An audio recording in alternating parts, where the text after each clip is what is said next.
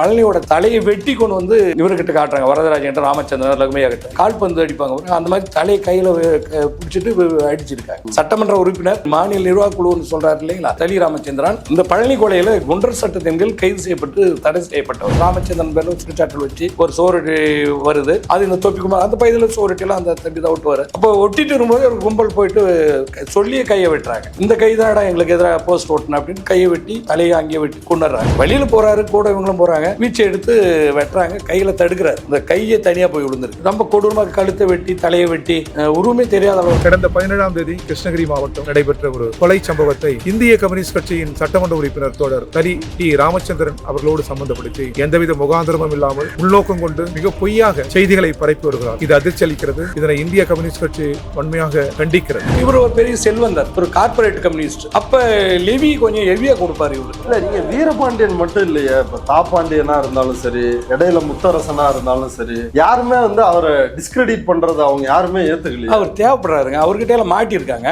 அவர்கிட்ட எப்படி இந்திய கம்யூனிஸ்ட் கட்சி சேர்ந்த ஒரு முக்கிய நிர்வாகி எங்க கிட்ட பேரம் பேசினார். ஒரு அமௌண்ட் கொடுத்துடலாம், இதுல என்ன ஆக போகுது, அதுக்கு ஆதாரம் இருக்கு என்கிட்ட. இப்ப என்கிட்ட பேசிட்டு என்னோட நிறுத்தி இருந்தா பரவாயில்ல. தொடர் குளத்தூர் மணி கிட்ட இதே இதை பேசியிருக்காரு. GMR ஒரு பன்னாட்டு நிறுவனம். அந்த நிறுவனத்துக்கு ஒரு 3000 ஏக்கருக்கு மேல விவசாயிகளோட நிலத்தை மக்களை மிரட்டி அடிமாட்டு விலைக்கு வாங்கி அந்த நிறுவனத்துக்கு கொடுத்திருக்காரு. சுகவனம் ஜெயலலிதா எதிர்த்து நின்று ஜெயலலிதா தோற்கடித்து வென்றவர். திமுக MLA இருந்தவர் சிங்குட்டவர். இவங்க 2 பேரையுமே ராமச்சந்திரன் குரூப் அடிச்சு விரட்டுறாங்க. அவங்களை யாருமே எதிர்க்க முடியாது, அவங்களுக்கு எதிராக யாரும் பேச முடியாதுன்ற ஒரு சூழலை உருவாக்கி வச்சிருக்காங்க. இப்ப நீங்க இப்படி ஓப்பனா அவர் மேல குற்றம் சாட்டுறீங்க.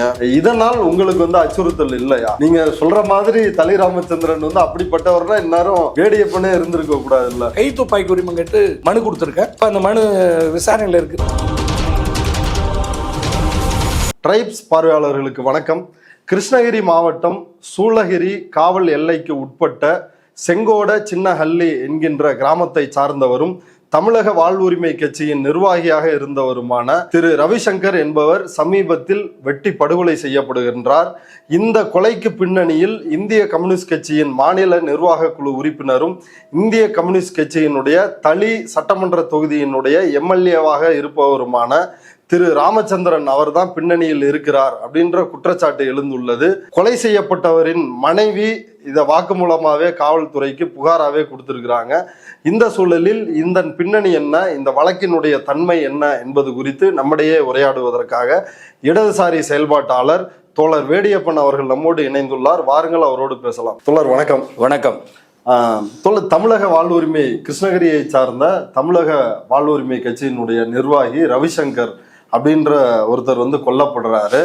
இந்திய கம்யூனிஸ்ட் கட்சியினுடைய MLA தலி ராமச்சந்திரன் தான் இதுக்கு பின்னாடி இருக்கிறாரு. தலி சட்டமன்ற உறுப்பினர் அவர் தான் இதுக்கு பின்னாடி இருக்கிறார் அப்படின்ற ஒரு குற்றச்சாட்டை வருது. வார இதழ்களில் நீங்களும் கூட பேட்டி கொடுத்துருக்கிறீங்க. இதுக்கு முன்னாடி நிறைய கொலைகள் நடந்திருக்குது அப்படின்னு குமுதம் ரிப்போர்ட்டர்ல நீங்க கொடுத்த பேட்டியில இருக்குது. முதல்ல யார் இந்த ரவிசங்கர், அவருடைய பின்னணி என்ன, அதை சொல்லுங்களேன். கிருஷ்ணகிரி மாவட்டம் சூளகிரி வட்டம் செங்கோட சின்னஹள்ளி என்ற கிராமத்தை சேர்ந்தவர் இந்த ரவிசங்கர். ஓகே. அவர் கல்யாணம் ஆகி மனைவி இருக்காங்க, 3 குழந்தைங்க இருக்காங்க. ஒரு சின்ன கிராமம், அதுல ஒரு சின்ன அளவுல பண்ண வச்சிருக்காரு, வெண்பன்றி பண்ண. அதுல ஒரு 5-6 பேர் வேலை செய்யறாங்க. அந்த அளவுல தான் ஒரு பொருளாதார சூழல், அப்படிதான் ஒரு வாழ்க்கை போயிட்டு இருக்கு. அண்மையில தீகா குமார்னு ஒரு தோழர், அவர் தலைமையில ஒரு 3000 பேருக்கு பக்கம் தமிழக வாழ்வுரிமை கட்சியில போய் இணையறாங்க. அவங்க இந்த கட்சியோட தலைவர் வேல்முருகன் தலைமையில. அதுல இவர் ரவிசங்கரும் குமாரோட போயிட்டு இணையறாரு. ஒரு 3 மாசம் இருக்கு, அவ்வளவுதான். குமார் என்ன பொறுப்புல இருக்கிறாரு? ரவிசங்கர். குமார் வாழ்வுரிமை கட்சியில் கிருஷ்ணகிரி மாவட்ட பொறுப்பாளர். இவர் ரவிசங்கர் சூளகிரி ஒன்றிய துணை செயலாளர். அந்த அளவுல இவர் பெருசா அரசியல் ஆர்வம் உள்ளவர். இந்த கிரானைட் மாபியா இருக்கு இல்லைங்க, இந்த சட்டவிரோத கிரானைட் குவாரிகளுக்கு எதிராக மாவட்ட ஆட்சித்தலைவர், இந்த SP அவங்ககிட்ட எல்லாம் போயிட்டு குமார் இவங்க எல்லாம் சேர்ந்துட்டு தொடர்ச்சியாக புகார் கொடுக்கறது, அங்கே நடக்கிற முறைகேடுகளை அம்பலப்படுத்துறது, ஊடகங்கள் வழியாக அம்பலப்படுத்துறது, இந்த வேலையெல்லாம் தொடர்ச்சியாக செஞ்சுட்டு இருந்திருக்காரு.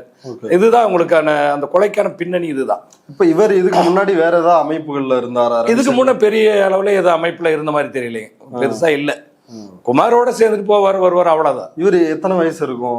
இவருக்கு என்ன ஒரு 28-30 வயசுக்குள்ள, அவ்வளவுதான். அவ்வளவு சின்ன வயசு தான். ஓகே. இப்ப இதுல தளி சட்டமன்ற உறுப்பினர் இந்திய கம்யூனிஸ்ட் கட்சியினுடைய மாநில நிர்வாக குழுவிலே இருக்கிறாரு ராமச்சந்திரன். அவரை வந்து இதோட தொடர்பு படுத்துறீங்களே, அதுக்கு என்ன அடிப்படை? அதை நீங்க ஒரு வலுவான குற்றச்சாட்டாவும் ஊடகங்கள்ல சொல்றீங்களே. இப்போ இந்த கொலை செஞ்ச ஆதி, சச்சின் இவங்கெல்லாம் இருக்காங்க, இன்னும் இருக்காங்க. இதுக்கு மாஸ்டர் பிரெயினா கெச்சு போட்டவனே அந்த சதீஷ்னு ஒருத்தர் இருக்கான். அவனை கூட்டிட்டு போய் விசாரணையில கூட அனுப்பிச்சிடறாங்க. ஓகே, இந்த சச்சின், சதீஷ், ரஜித், ஆதி, இந்த தனுஷ் இவங்கெல்லாம் வந்து இவங்க யாரு? இவங்களோட பின்னணி என்ன? இவங்க இந்த ரவிசங்கரோட இருந்தவங்க. அவங்க பண்ணையில எல்லாம் வேலை செஞ்சிருக்காங்க. கொஞ்ச காலம் இவங்களோட அந்த இணைப்பு விழாவில எல்லாம் வாழ்வுரிமை கட்சியில இவங்க ரவிசங்கரோட இணையறாங்க. அதுக்கு பிறகு இவங்க ஒரு மாசம் 1.5-2 மாசத்துக்குள்ளார இந்திய கம்யூனிஸ்ட் கட்சியில் போய் இணைஞ்சிருக்காங்க. தளி ராமச்சந்திரன் தலைமையில் போயிட்டு துண்டெல்லாம் போட்டு அவங்கள ஏற்றுக்கிருக்காங்க. அதுக்கு பிறகு அங்கே நடந்த டெங்கனிக்கோட்லேயே ஏதோ நடந்த மாநாட்டில் இவங்கெல்லாம் கலந்துருக்காங்க. அதுக்கான புகைப்படங்கள்லாம் இப்போ வச்சுருக்காங்க. அது அங்கே பொறுப்புகளும் அவங்களுக்கு போடப்பட்டிருக்கு. அவங்களோட தொடர்ச்சியாக பயணிச்சிருக்காங்க. அவங்களோடையும் உறவில் இருந்திருக்காங்க, ரவிசங்கரோடையும் உறவில் இருக்கிறாங்க. இப்போ ஒருத்தர் தமிழக வாழ்வுரிமை கட்சியிலேருந்து பிடிக்கல, போய் தளி ராமச்சந்திரன் இந்திய கம்யூனிஸ்ட் கட்சியோட அவர் ஒரு எம்எல்ஏவும் இருக்கிறாரு, அவரோட வந்து அவங்க சேர்ந்துருக்கிறாங்க.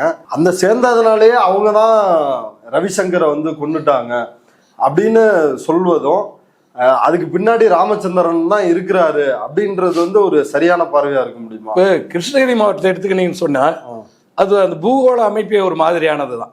ஓகே, கிருஷ்ணகிரி ரெண்டா பார்க்கணும் நாம. ஓகே, தமிழர் பெரும்பகுதியா வாழ்ற பகுதி கிருஷ்ணகிரி கிழக்கு. ஓகே, அப்படி ஒரு இந்த ராயக்கோட்டை அதுக்கு அந்த பக்கம் ராயக்கோட்டையிலேருந்து தளி, கிளமங்கலம், டெங்கனிக்கோட்டை, ஓசூர் இதெல்லாம் பார்த்தீங்கன்னா அந்த சூழல் மக்களுடைய வாழ்வியல், மொழி, கலாச்சாரம் எல்லாம் மாறுபட்டதாக இருக்கும். ஓகே, அது எல்லையோர கர்நாடகா, ஆந்திராவோட எல்லையோர மாவட்டங்கள். அந்த வேப்பனப்பள்ளி அதெல்லாம் பார்த்தீங்கன்னா முழுக்க தெலுங்கு மக்கள் தான், தெலுங்கு கன்னடம் தான் பேசுவாங்க. இயல்பாகவே நம்ம கிட்ட பேசும்போது கூட நம்ம பெரும்பகுதியான மக்கள் மொழி சிக்கல் இருக்கு. அவங்க தெலுங்குலயோ கன்னடத்துல பேச நம்மளுக்கு மொழிபெயர்த்து தான் சொல்ல வேண்டியிருக்கும். நேற்று கூட இந்த ஒரு வழக்கில் நாங்கள் மொழிபெயர்ப்பாளர் வச்சு தான் சாட்சிகளை விசாரிக்க வேண்டியிருக்கு, கொண்டு போனோம். அந்த மாதிரி தான் ஒரு சூழல் அங்கே நிலவுது. இது வந்து இவங்களுக்கு ஒரு அரசியலில் ஒரு பலமான, ஏன்னா அரசியலில் கூட தமிழ்நாட்டு அரசியல் அங்கே வந்து பெரிய அளவுக்கு தமிழ்நாட்டு மாநில கட்சிகள் அங்கே பெரிய அளவில் இப்போதான் கொஞ்சம் கொஞ்சம் போகிறாங்க.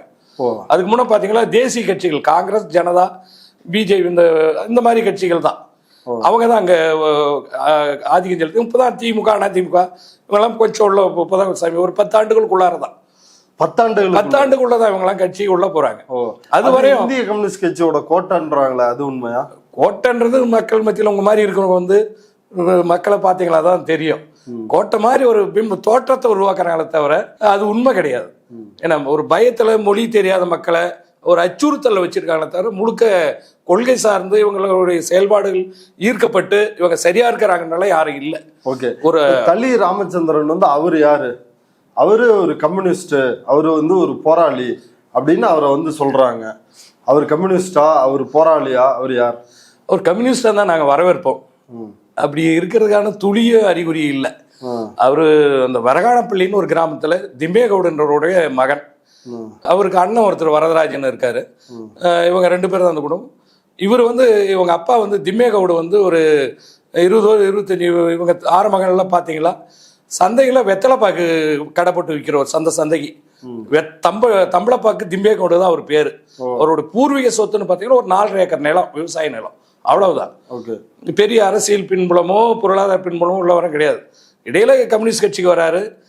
படிக்கும்போது மாணவர் பருவத்திலேருந்து கம்யூனிஸ்ட் கட்சியோட ஈர்ப்புல வராரு. அப்போ லகுமையான அங்கே அந்த பகுதியில் செயல்பட்ட ஒரு தோழர் கம்யூனிஸ்ட் கட்சியில் அவருடைய மகளை 2ஆவதா திருமணம் பண்ணிக்கிறாரு. அப்போ இவங்கெல்லாம் சேர்ந்து ஒரு குழுவா செயல்படுறாங்க. இவர் ராமச்சந்திரனோட அப்பாவே கம்யூனிஸ்ட் தான்? இல்ல, அது இல்லை, அவர் கம்யூனிஸ்ட் கிடையாது. அவரு எளிய விவசாயி, அவ்வளவுதான். ஒரு வெத்தலைப்பாக்கு விற்கிற ஒரு கடைக்காரர், ஒரு சின்ன வியாபாரி. பெரிய அளவுக்கு வியாபாரம் சந்தையில கடை போடுறாருன்னு அந்த அளவுக்கு, அந்த அளவுல தான் ஒரு பொருளாதார சூழல். அது பிறகு கம்யூனிஸ்ட் கட்சிக்கு வராரு, வளர்றாரு, சில இந்த நிகழ்வுகள்லாம் நடக்குது. அப்ப அவர் அடையாளப்படுத்தப்படுறாரு. ராமச்சந்திரன் அப்பதான் அடையாளப்படுத்தப்படுறாரு. ஓகே, அப்பா கம்யூனிஸ்ட் கட்சி கிடையாது. ஓகே, இப்ப ராமச்சந்திரன் வந்து இப்படிதான் கம்யூனிஸ்ட் கட்சிக்கு வராரு. ஓகே, இப்ப தொடர்ச்சியா அவர் வந்து எம்எல்ஏவா இருக்கிறாரு இல்லையா? மக்கள் செல்வாக்கு இல்லாம ஒருத்தர் வந்து எம்எல்ஏவா இருக்க முடியுமா? இப்போ எல்லாம் தமிழ்நாட்டில் 234 தொகுதி இருக்கு. வரம்புற மக்கள் செல்வாக்கோடைய வராங்க. இப்போ நம்ம தேர்தல் முறையில் என்ன நடக்குதுன்னு தெரியும். அதுதான் அங்கேயும் பெரிய கம்யூனிஸ்ட்ன்றதுனாலலாம் அங்கே ஓட்டு போட்டு மக்கள் தேர்ந்தெடுத்து இந்த அரசியல் அங்கே இருக்கிற அந்த அரசியல் சூழல் இந்த சிக்கல்லாம் இருக்கு. அங்கே மொழி சிக்கல், இந்த சாதி சிக்கல், இது எல்லாமே இருக்கு அதுல. ஓகே, இப்ப இவர் என்ன பிரிவை சார்ந்தவர்? ஒக்கிலிகன்ற ஒரு சமூகத்தை சேர்ந்தவர். ஒக்கிலிக கவுடா சார்ந்தவர். கொல்லப்பட்ட ரவிசங்கர் அவரு வன்னியர் சமூகத்தை சேர்ந்தவர். சரி, ஓகே. இப்ப இப்ப தளி ராமச்சந்திரன் என்னென்ன பிசினஸ் பண்றாரு, அவருக்கு எவ்வளவு சொத்து இருக்கும், அவரோட இயங்கு முறை என்ன? இப்போ பாத்தீங்கன்னா அவருக்கு ஒரு 3000 கோடிக்கு மேல சொத்து இருக்குங்க. பல 100 ஏக்கர் நிலம் இருக்கு. இவர் இன்னொன்று பார்த்தீங்கன்னா ஜிஎம்ஆர்ன்ட்டு ஒரு பன்னாட்டு நிறுவனம். அந்த நிறுவனத்துக்கு ஒரு 3000 ஏக்கருக்கு மேலே விவசாயிகளோட நிலத்தை அடிமாட்டு விலைக்கு வாங்கி அந்த நிறுவனத்துக்கு கொடுத்துருக்காரு. அதன் மூலம் பெரிய அளவுக்கு இந்த செல்வந்து குவிக்கிற அளவுக்கு இவருக்கு அந்த வாய்ப்பு அதில் தான் வந்தது. அது இல்லாமல் கிரானைட்டு, சட்டவிரோத கிரானைட்டு முழுக்க செஞ்சிட்டு இருக்காரு. அங்க இருக்கிற அந்த கிரானைட் மாபியாக்களுடைய தலைவர், அந்த கிரானைட் உரிமையாளர்கள் சங்கத்துக்கு தலைவர்னு நினைக்கிறேன், மாவட்ட தலைவர் ஏதோ அந்த அமைப்புக்கு தலைவராக இருக்காரு. இப்போ மாவட்ட ஆட்சியர் உட்பட இந்த தோழர்கள் கூட வாழ்வுரிமை கட்சிக்காரங்க குற்றஞ்சாட்டி இருக்கிறது. ஒரு பொது இடத்துல ஒரு 2 கிரானைட் குவாரியை இவங்கெல்லாம் சேர்ந்து ரகசியமாக பண்ணுறாங்க. இதை எடுத்து தான் இவங்கெல்லாம் போய் மனு கொடுத்துருக்காங்க. அதே மாதிரி அனுமதி வாங்குறது ஒரு சர்வே நம்பராக இருக்கும், குவாரி இயங்குறது ஒரு சர்வே நம்பர் இருக்குது. இதெல்லாம் அம்பலப்படுத்தி தான் பண்ணியிருக்காங்க. இந்த ரவிசங்கரோட கொலைக்கு அது கூட ஒரு காரணம். ஓகே, இப்போ இவர் கிரானைட் அந்த உரிமையாளர்கள் சங்கத்தினுடைய நிர்வாகியாகவும் இருக்கிறார். கிரானைட்டோட இவர் தான் எல்லாமே அந்த பகுதி கிருஷ்ணகிரி மாவட்டத்தில். ஓகே, அந்த ஜிஎம்ஆர் அந்த நிறுவனத்துக்கும் இவருக்கும் என்ன சம்பந்தம்? ஒரு கான்ட்ராக்ட் தான். இவர் நிலம் வாங்கி கொடுக்க தரகர். இவருக்கு அந்த மக்கள் மத்தியில் இருக்கிற செல்வாக்குன்னு அவங்க சொல்லிக்கிறாங்க. நம்ம அதை அச்சான்னு சொல்றோம். மக்களை மிரட்டி அடிமாட்டு விலைக்கு பணம் கொடுக்காம பறிச்ச நில ஆக்கிரமிப்பு, இந்த செய்தியெல்லாம் நிறையவே இருக்கு. அது தொடர்பான புகார்கள்லாம் நிறைய இருக்கு. வழக்கு நீதிமன்ற வழக்காயிருக்கு, புகார்கள் இருக்கு, எல்லாமே இருக்கு. மக்கள்கிட்ட இருந்து நிலத்தை பிடிங்கி கார்பரேட்டு கொடுக்கறது. ஏன்னா இவங்கெல்லாம் கம்யூனிஸ்ட் கட்சின்னு சொல்லு, ஏன்னா இவங்கள மட்டும் சொல்லக்கூடாது, தப்பா ராமச்சந்திரன் மட்டும் சொல்றது தப்பா போயிடும். இந்தியாவோட சில கட்சிகளே கம்யூனிஸ்ட் கட்சிகள் கார்பரேட் கட்சி ஆயிடுச்சு, கார்பரேட் மயமா இருக்கு. அது குற்றச்சாட்டு நாங்கள் வெளிப்படையாக வைக்கிறோம். இன்னைக்கு கார்பரேட்டுகள் வேலை செய்யறவங்க கம்யூனிஸ்டுகள் மாறி இருக்காங்க. நம்ம ஒட்டுமொத்தமாக சொல்ல, இன்றைக்கும் சின்ன சின்ன குழுக்களாக இருந்தாலும் மக்கள் உரிமைகளுக்காக, மக்களுக்காக பாட்டாளி வர்க்கத்தை நிற்கக்கூடிய குழுக்கள், இயக்கங்கள், இன்றைக்கு பொதுவுடைமை அமைப்புகள் இருந்துட்டு இருக்காங்க. அதெல்லாம் நம்ம குறையா சொல்ல. இந்த மாதிரி இருக்கிற கார்பரேட் கம்யூனிஸ்ட்டும் ஒரு பக்கம் இருக்காங்க. நாங்களாம் சின்ன பசங்களை இருக்கும்போது கம்யூனிஸ்ட் கட்சி மேடைகளை ஒரு பாட்டு பாடுவாங்க. ஆண்டவனே செவ்வியை போட்டு அளந்து விட்டானா, இல்லை அவனவனே நிலத்தை எல்லாம் அமுக்கிக்கிட்டானா, காவேரி பாசனத்தில் கம்பி முள்ளு வேலி போட்டு 3000 ஏக்கர் நிலத்தை கருப்பாயா மூப்பனருக்கு ஆண்டவனே சர்வே போட்டு அளந்து விட்டானா, இல்லை அவனவனே நிலத்தை எல்லாம் அமைக்கிட்டானா. அந்த கட்சி அந்த பாட்டு பாடின கம்யூனிஸ்டுகள் இன்னைக்கு கார்பரேட்டுகளுக்கு நிலத்தை பறிச்சு கொடுக்குறவங்களா இருக்காங்க. இதெல்லாம் அந்த கட்சியில் இருக்கிற தலைவர்களுக்கும் தெரியும், அந்த பகுதி மக்களுக்கு அந்த வேலைதான் அதுதான் அவருடைய பிரதான தொழிலா இருந்தது. அவர் தான் செல்வந்தரா மாறினதுக்கு அதுதான் சாதாரண சந்தைகள்ல வார சந்தைகள்ல வெத்தலைப்பாக்கு வியாபாரியா அவங்க அப்பா இருக்கிறாரு. 3000 கோடி சொத்து அப்படின்றீங்கல்ல, இது எப்படி சாத்தியப்பட்டுச்சு? அதுதான் இந்த ரொம்ப குறைஞ்ச விலைக்கு கேட்ட விலைக்கு வாங்கிட்டு ஜிஎம்ஆர் கம்பெனிக்கு பறிச்சு நிலப்பறிப்பெல்லாம் நிறைய நடந்திருக்கு. அது தொடர்பு வழக்கு இருக்கு, புகார் இருக்கு, எல்லாமே இருக்கு. இப்போ என்னென்ன மெத்தட்ல நில ஆக்கிரமிப்பு செய்வாங்க? பக்கம் சுற்றி இருக்கிற நிலங்கள்ல வாங்கிடுவாங்க, குறைந்த விலைக்கு வாங்கிட்டு சில நூற்றுக்கணக்கான ஏக்கர் வழி இல்லாம பண்ணிடுறது முதல்ல. ஓகே, அவங்க கேட்ட வேலையை கொடுத்துட்டு வெளியேறி ஆகணும். அந்த ஒரு சூழல் உருவாக்க பாதை இல்லாம மிரட்டியே பண்ணுவோம். இருக்கிற நிலத்தை வாங்கி பாதையெல்லாம் லாக் பண்ணிட்டு அவங்க வெளியே போக முடியாது, வர முடியாது. கேட்ட வேலையை கொடுத்துட்டு வந்து ஆகணும். அந்த ஒரு சூழல் உருவாக்குறது மிரட்டியே பண்ணுவோம். இவங்க மேல ஒரு அச்சம் இருக்கு. அவங்க சொல்ற மாதிரி செல்வாக்கு மரியாதையெல்லாம் கிடையாது. ஏதோ பண்ண நம்ம கொண்டுருவாங்கன்ற அந்த பயம் இருக்கு. அதை இவங்க சரியா பயன்படுத்தியிருக்காங்க. அதை தான் பணமாயிருக்கு. இவ்வளவு கோடி சொத்துக்கும் அதுதான் பணம். ஓகே, இப்போ நான் ஒரு 5 மாதத்துக்கு முன்னாடி ராமச்சந்திரன் குறித்து ஒரு செய்தி நான் பார்த்தேன். அதில் சந்திரசேகர் அப்படின்ற ஒரு சாட்சியை இவங்க கொலை செஞ்சாங்க அப்படின்ற குற்றச்சாட்டும் அவங்க ஃபேமிலி அவர் மேலேயும் இருக்குது, அவங்க ஃபேமிலி மேலேயும் இருக்குது அப்படின்ற ஒரு செய்தியை பார்த்தேன். இதுக்கான துவக்க புள்ளி எங்க? ராமச்சந்திரன் இப்படி ஒரு மாஃபியாவா உருவாகிறதுக்கான துவக்க புள்ளி எங்க இருக்குது? இவங்க 1992 ஒரு கொலை செய்த ஒரு வழக்கு ராயக்கோட்டை காவல் நிலையத்தில் பதிவாகுது. NC ராமன் அந்த கிளமங்கலம் ஒன்றிய பெருந்தலைவராக இருந்தவர். அவர் அண்ணா திராவிட முன்னேற்றத்தை சேர்ந்தவர். அரசியல் காரணங்களுக்காக கொலை செய்யப்பட்டதாக சொல்லப்படுது. அந்த குற்றச்சாட்டு இவங்க மேலதான் வழக்கெல்லாம் பதிவாகுது. அந்த வழக்கு ராமச்சந்திரன், லகுமையா, வரதராஜன் இவங்க சார்ந்தவங்க மேல. ராமச்சந்திரன் அவரோட சகோதரர் அண்ணா வரதராஜன், மாமனார் லகுமையா. ஓகே, மாமனார். ஆனா அவரு வேற சமூகம், இவர் வேற சமூகம். மகளை கட்டிக்கினதுனால அவர் மாமனார் ஆயிடுறாரு. கட்சிக்காரங்க. ஓகே, லகுமையா. இவங்க 3 பேர், இன்னும் 2 ஒருத்தர் அதுல இருக்காங்க. இவங்க பிரதான குற்றவாளிகள். அந்த வழக்குல விடுதலை ஆயிடுறாங்க.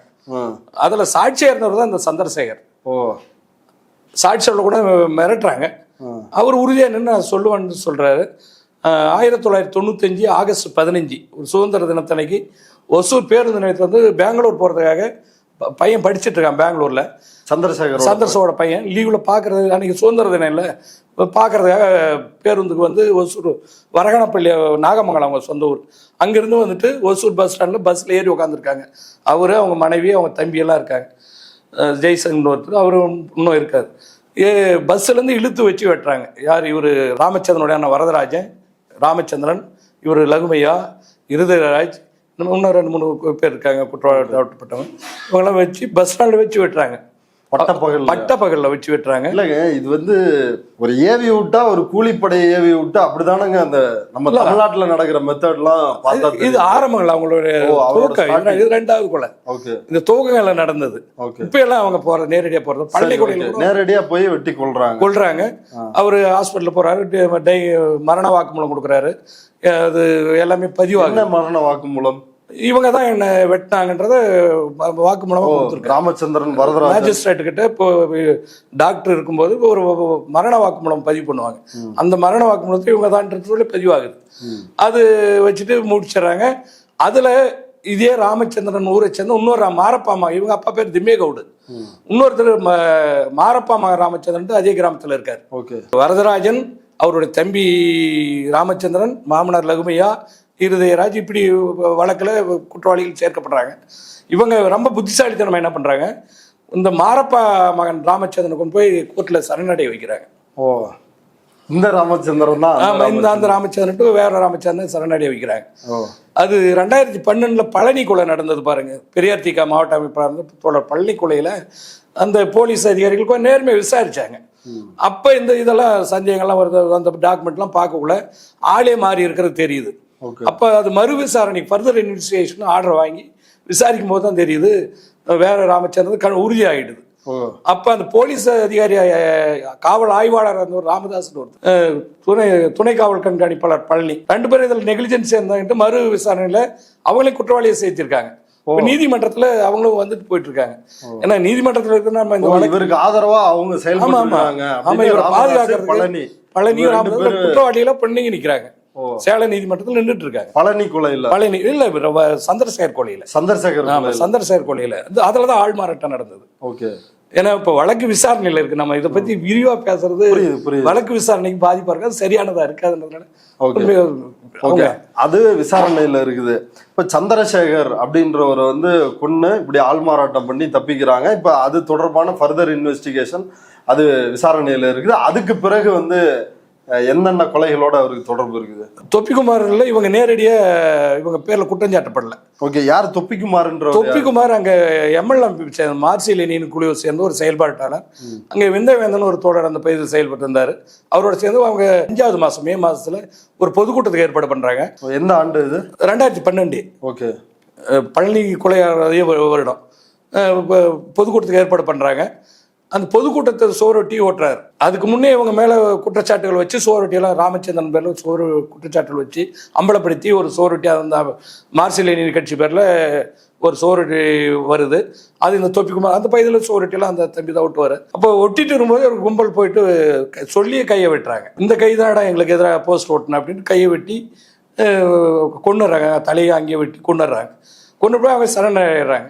உடனே போலீஸ் அவங்க மேல ஒரு ஒப்புதல் வாங்கணும், கைது பண்ணதா கணக்கு காட்டி அவங்க கிட்ட ஒப்புதல் மூலத்தை வாங்கி நாங்கள் இந்த காரணத்துக்காக கொலை பண்ணோம், வேற யாரும் காட்ட மாட்டாங்க.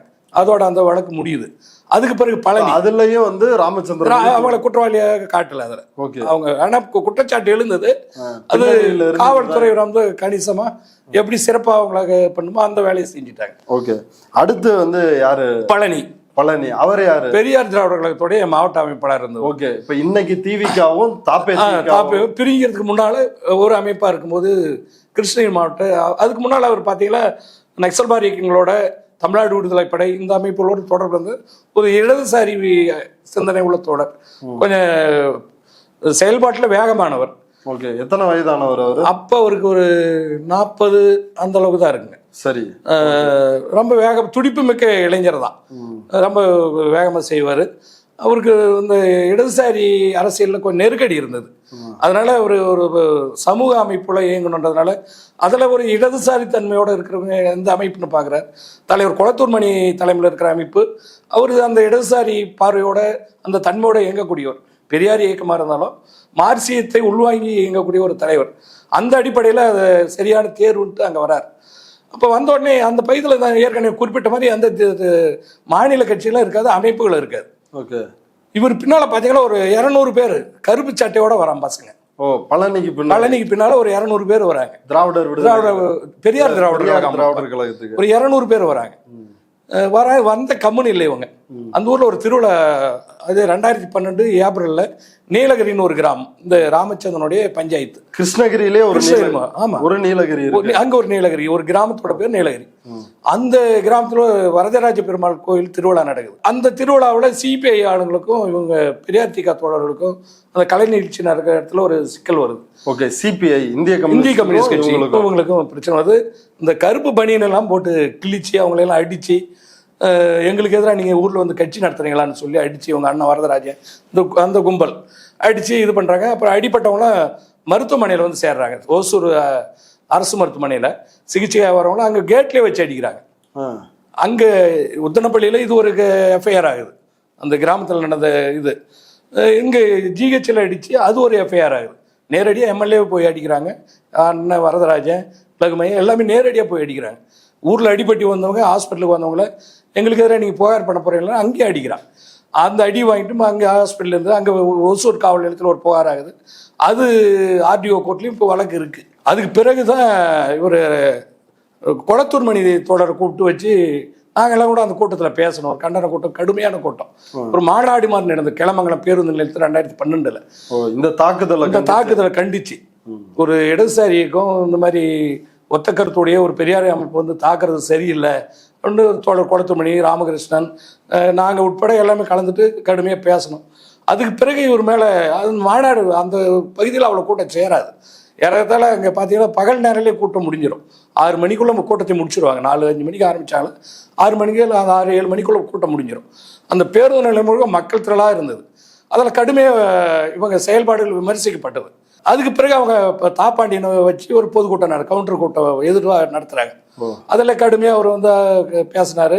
அதுக்கு பிறகு தான் இவரை திட்டமிட்டு போயிட்டு காலையில் 6 மணிக்கு இவர் கத்திரி தோட்டத்துக்கு தண்ணி பாய்ச்சிருக்காரு. அவர் பையன் வாங்கி தானோ அவரும் கத்திரிக்காய் தோட்டத்துக்கு தண்ணி பாய்ச்சிட்டு இருக்காங்க. 6-6:15 மணிக்கு இவருக்கு காலையில் விடிய காலம் வீட்டிலேருந்து எழுந்திரிச்சு போயிட்டு தோட்டத்தில் வேலை செஞ்சுட்டு இருக்காரு.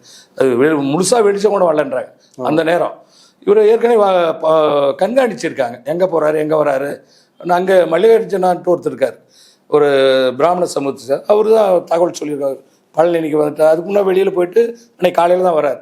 அப்போ தண்ணி பாய்ச்சிருக்கும்போது போய் துப்பாக்கியில் ரவுண்ட் அப் பண்ணுறாங்க. முதல்ல சுற்றி அவர் தோட்டத்தை சுற்றி ஆட்கள் வண்டிகளை போயிட்டு சுற்றி வளைக்கிறாங்க.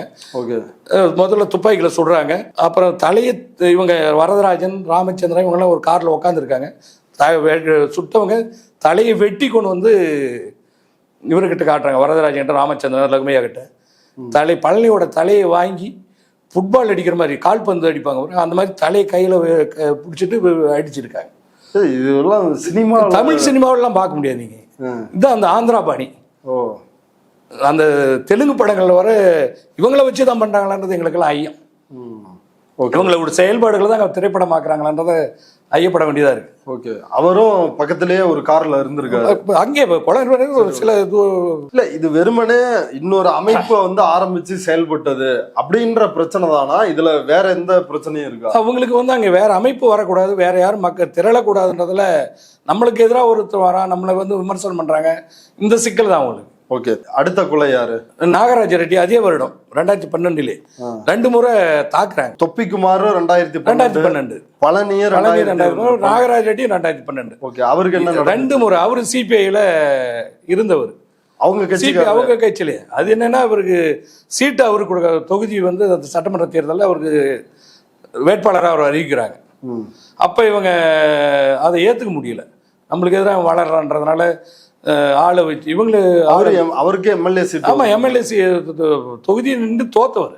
ஓ, தொகுதியில் நின்று தோத்தவர். எந்த ஆண்டு நின்று தோத்தாரு? 2006 நினைக்கிறேன். ஓகே, 2006 தேர்தலில் ஓகே தொகுதியில் நின்று தோக்குறாரு.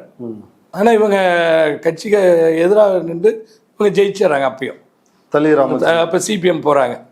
இவர் கட்சி வேட்பாளர் தோக்கடிக்கிறாங்க, இவங்க சுயேட்சையை போட்டு இவங்க ஜெயிக்கிறாங்க. 2 முறை அவரை தாக்குறாங்க. மிளகா ஆட்களை விட்டு மிளகா பொடி போடுறது முதல்ல, பின்னால அடிச்சு அவர் இன்னும் ஊனமுற்றவராக தான் இருக்காரு. அந்த வழக்கம் இப்ப சேலம் நீதிமன்றத்துல, சிறப்பு நீதிமன்றத்தில் அவர் உயிரோடு இருக்காரு. உயிரோட இருக்காரு. அவரு என்ன பண்ணாங்க? வெட்டிட்டாங்க. வெட்டி இன்னொரு பக்கம் செயலிழந்து தான் இருக்காரு.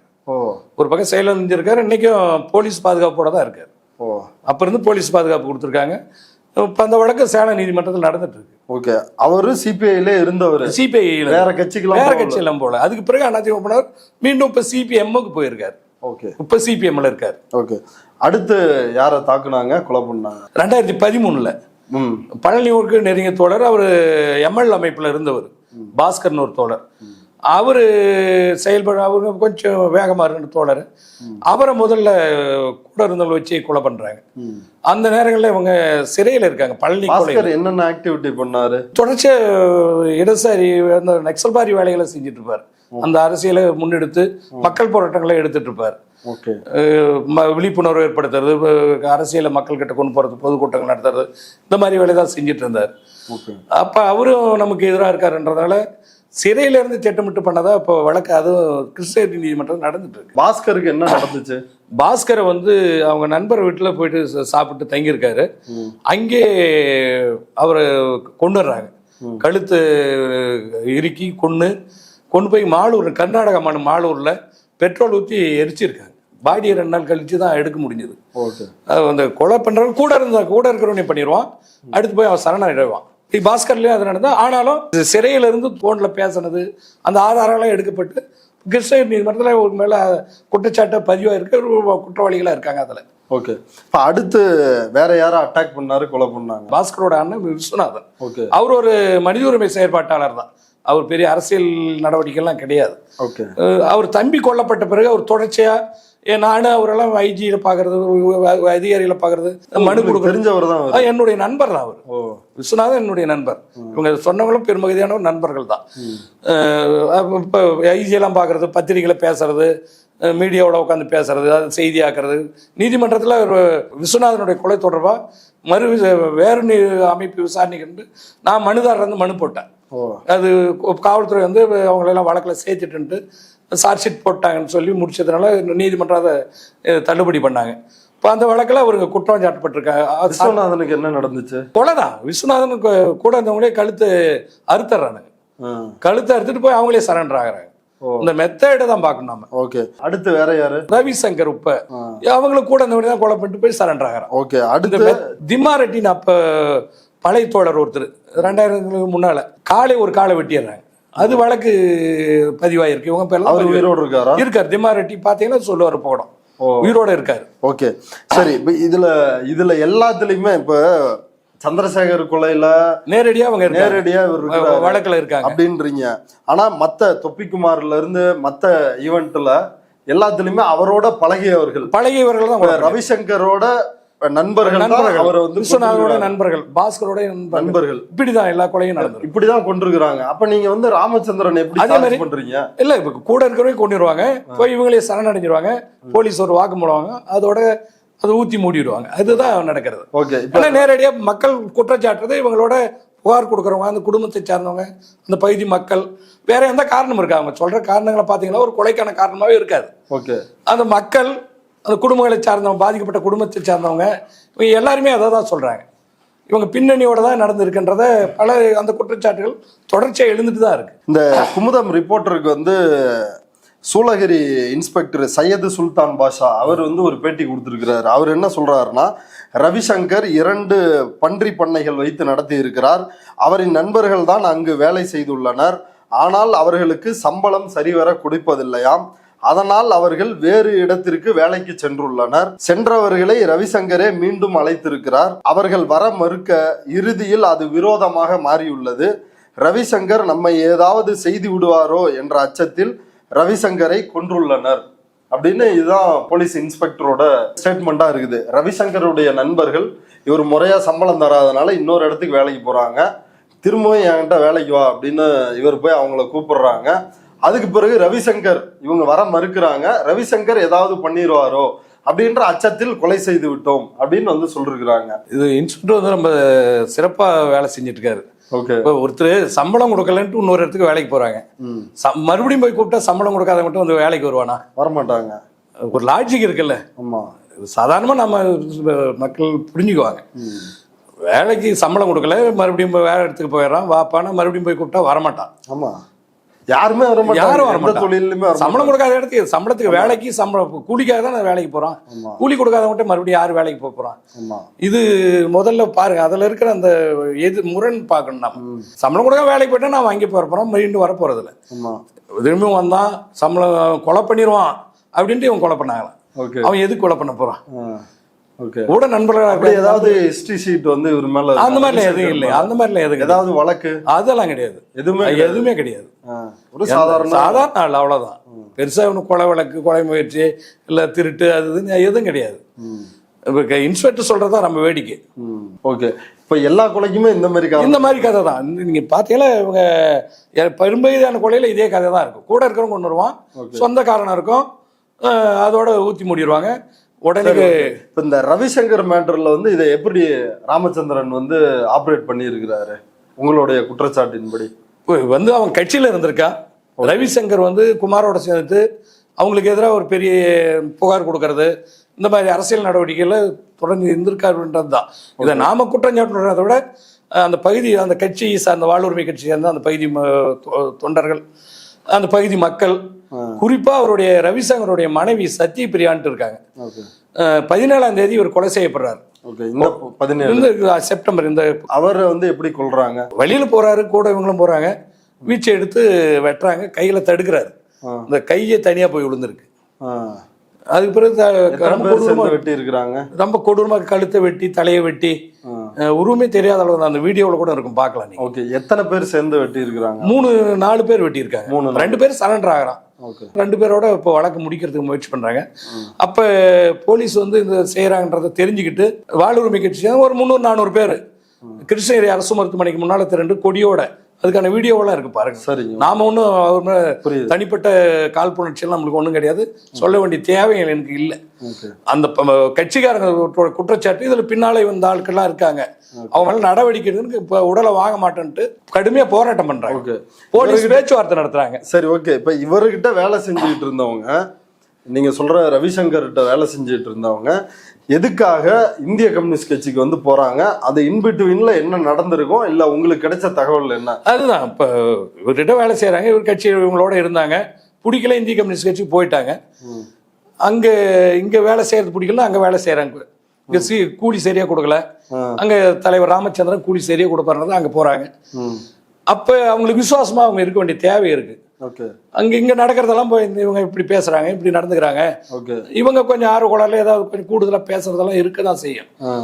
இவங்களை அரசியல் ரீதியா நம்ம அப்புறப்படுத்தணும், இவங்க அரசியல் மக்களுக்கு எதிராக இருக்கு, இப்படி எல்லாம் பேசி இவங்க கூட்டங்கள் இவங்களை வச்சுன்னு பேசும்போது இவங்க போய் அவங்க கிட்ட பேர் வாங்கணும்ல, தலைவர்கிட்ட பேர் வாங்க கட்சியில இருக்கிறாங்க. இவங்களுக்கு கிளியர் ஆகாது. இப்பதான் தெரியுது அவங்களுக்கு நிர்வாகிகளா பொறுப்பெல்லாம் போட்டிருக்காங்கிறது இப்பதான் தெரியுது.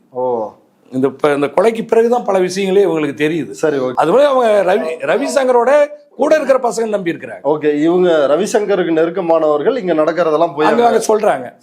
ஏன்னா அவங்க கேட்கறாங்களா இல்லையா, இவன் சொன்ன அந்த இடத்துல ஒரு இடம் பிடிக்கலாம்ல. ஆமா, நம்ம அவங்க கிட்ட நெருக்கமானவங்க வாங்கலாம், அவங்களுடைய கரிசனம் நமக்கு கிடைக்கின்றதால இவங்க போயிட்டு கூடுதலா கூட சொல்லியிருக்கலாம், அவங்கள ஆத்திரமுற்ற மாதிரி சொல்லியிருக்கலாம்.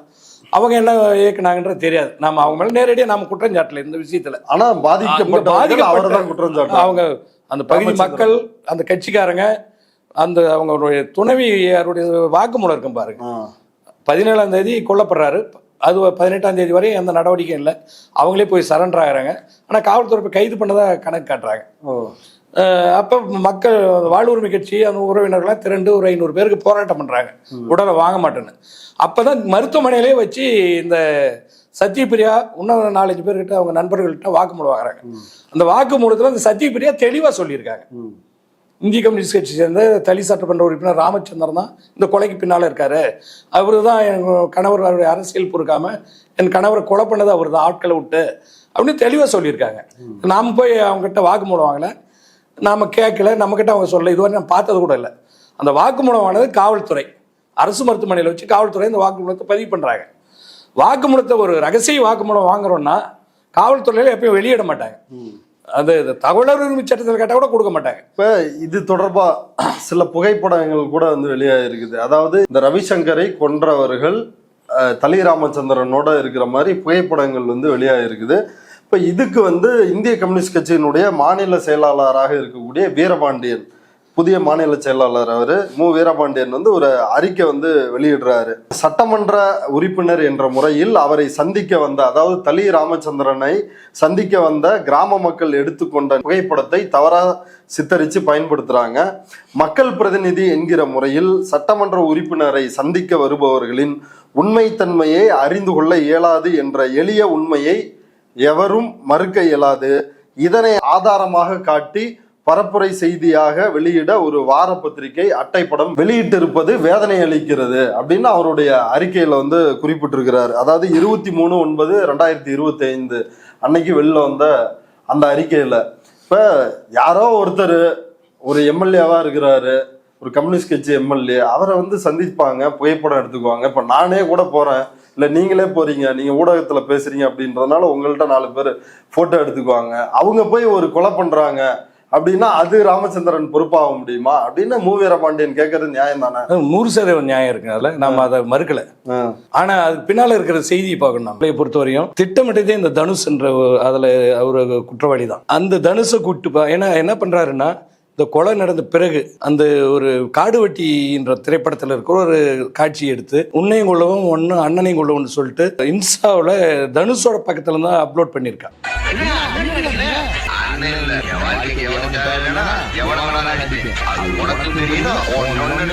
ஆனா காவல்துறை அவங்க கூட்டிட்டு போயிட்டு விசாரிச்சுட்டு அனுப்பிச்சிடுறாங்க.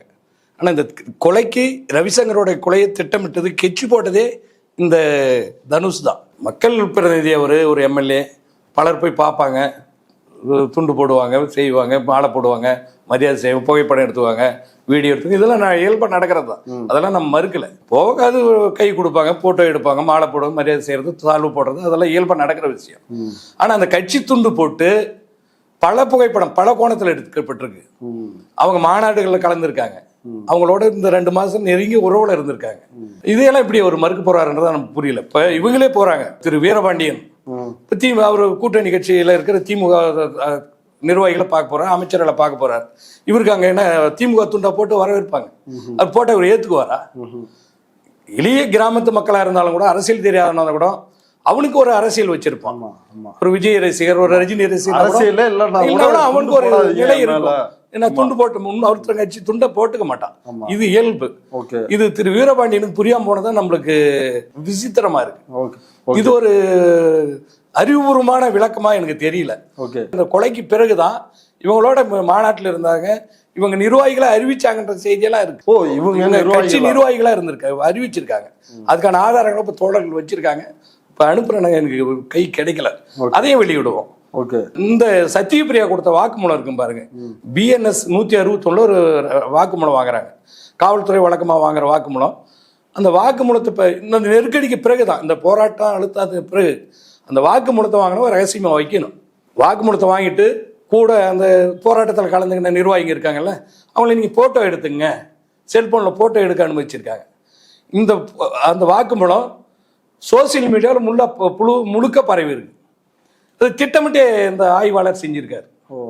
ஒரு புகார் கொடுக்குறாங்க, ஒரு வாக்குமூலம் கொடுக்குறாங்க, அது காவல்துறை கைக்கு வந்த ஒரு ஆவணம் எப்படி வெளியாகுது? இவரே திட்டமிட்டு அனுமதிச்சிருக்காரு. அது பரவணும், மற்றவங்க போய் சேரணுன்றதுனால திட்டமிட்டு இவங்களே புகைப்படம் எடுத்துங்க, நீ ஃபோட்டோ எடுத்துக்க. இப்போ நாம் ஒரு வாக்குமூலம் கூட நம்ம அதுக்கு முன்னே ஃபோட்டோ எடுத்துக்கலாம். இப்போ வாக்குமூலமாக கொடுக்கறது எப்படி நம்ம ஃபோட்டோ எடுக்க முடியும்?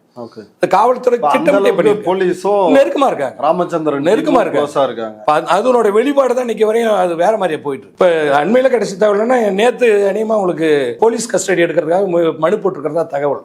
இப்போ எடுத்து இவங்க நாங்கள் 2 பேரும் இந்த காரணத்துக்காக தான் கொலை பண்ணோம், நாங்கள் தான் கொண்டோன்ட்டு ஒரு வாக்குமூலத்தை மேஜிஸ்ட்ரேட் கிட்ட பதிவு பண்ணிட்டு இந்த கேஸு ஊதி மூடுறதுக்கான எல்லா வேலையும் அந்த ஆய்வாளர். இந்த கூலிப்படைகள் இயக்குறது ஏவனவங்க ஒரு ஆளா இருப்பாங்க, இவங்க போய் வெட்டிட்டு அவங்களே வந்து சரணடைஞ்சிருவாங்க. அதேதான் இது,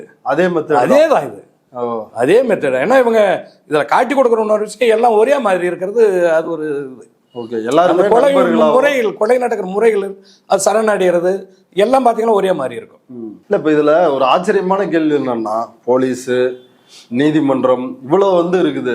இப்ப இந்த பழனி பெரியார் திராவிடர் கழகமா இருந்தப்போ கொல்லப்பட்ட அந்த பழனின்ற நிர்வாகி, அவருடைய வழக்க கிருஷ்ணகிரியில நடத்தக்கூடாது, வேற மாவட்டத்துக்கு மாத்துங்க அப்படின்னு சொல்லி குளத்தூர் மணி அவரே சுப்ரீம் கோர்ட் வரைக்கும் போய் மனு போட்டு அந்த வழக்கை வந்து மாத்தி இருக்கிறாரு. அப்ப இவ்வளவு எல்லாம் இன்ஃப்ளூயன்ஸ் பண்ணக்கூடிய நபரா தளி ராமச்சந்திரன்? உங்களுக்கு எல்லாம் செல்வாக்கு இருக்கு, அரசியல் செல்வாக்கு, போலீஸ்ல செல்வாக்கு இருக்கு, பணபலம் இருக்கு, எல்லாம் இருக்கு. அங்க மக்கள் வந்து அவங்களுக்கு எதாவது சாட்சி சொல்ல மாட்டாங்க. கிருஷ்ணகிரியில பல வழக்குல அவங்க பேர்ல பதிவாயிருக்கு.